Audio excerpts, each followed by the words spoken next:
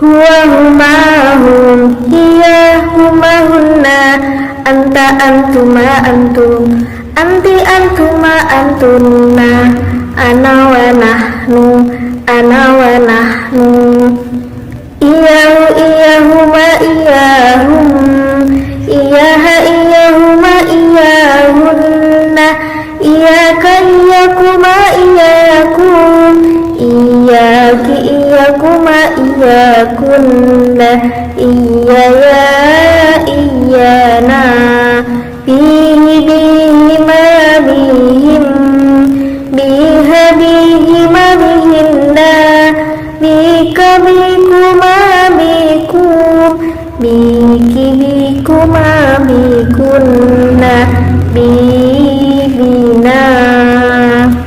Oke, jadi dhamir itu adalah kata ganti.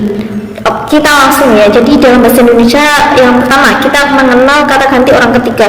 Kata ganti orang ketiga kalau dalam bahasa Arab kita sebut sebagai dhamir ghaib, yang mana di bagian ini yang termasuk dhamir ghaib yaitu dari huwa sampai hunna. Jadi huwa huma hum ini untuk dia laki-laki, kalau dia huma hunna untuk dia perempuan. Tapi ada pembagiannya. Kalau di dalam bahasa Indonesia itu dia mau laki-laki atau perempuan tetap dia, ketika itu satu.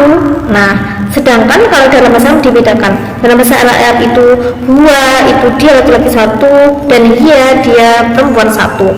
Kemudian huma ini kan ada dua ya.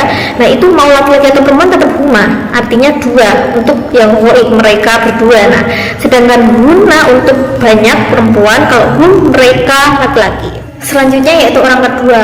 Orang kedua atau lawan bicara di dalam bahasa Arab disebut sebagai dhamir mukhatab. Nah, dhamir mukhatab itu kamu dalam bahasa Indonesia. Nah, tapi kalau dalam bahasa Indonesia sekali lagi tidak memandang gender, mau kamu laki-laki atau perempuan tetap kamu. Nah, tapi kalau dalam bahasa Arab beda ya. Dalam bahasa Arab kita memandang kalau anta itu kamu laki-laki sampai antum ya. Anti sampai antuna itu kamu perempuan. Nah, sama ketika dia antum, ini kan sama artinya kalian berdua mau laki-laki atau perempuan itu bebas. Nah, sedangkan yang antum itu untuk kalian tapi untuk laki-laki banyak, antum untuk perempuan banyak. Tapi kalau posisinya ada laki-laki dan perempuan itu banyak, misal guru ngomong sama murid, nah itu kita bisa langsung pakai antum karena antum itu udah include atau perempuan itu masuk ke dalam laki-laki. Tapi kalau antum nah itu khusus benar-benar untuk perempuan kayak gitu ya. Oke, semoga bisa dipahami. Nah, yang terakhir yaitu kata ganti orang pertama atau pembicara. Nah, dalam bahasa Arab disebut yaitu dhamir mutakallim. Nah, dhamir ini itu untuk yang pelakunya satu atau saya, dalam bahasa Arab disebut ana. Nah, sedangkan kalau pelakunya itu bersama dengan orang lain, saya dengan kamu atau saya dengannya, maka pakainya kami atau kita seperti itu. Nah, dalam bahasa Arabnya sama kayak gitu. Mau itu bersama orang lain jumlahnya berapapun, aku sama siapapun, atau kami rombongan, atau aku dan kamu, kita yang dimaksud itu pakainya nahnu kayak gitu ya. Jadi kalau di sini ketika mutakallim tidak memandang gender, mau laki-laki atau perempuan tetap seperti itu. Kemudian ini nih yang mungkin jadi pertanyaan, apa sih perbedaan antara kolom yang huwa huma hum, yang iya huma dan bihima bihim. Nah, jadi huwa huma hum ke bawah itu namanya dhamir mahal rofa. Biasanya dia berposisi sebagai subjek, contohnya huwa rabbi, dialah Tuhanku. Nah, yang ditunjuk langsung jelas dia kayak gitu. Itu mahal rofa. Sedangkan yang iyahuma iyahum ke bawah itu mahalnya nasab.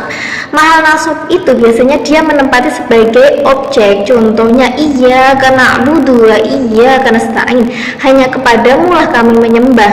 Nah, kayak ini merujuk kembali kepada Allah.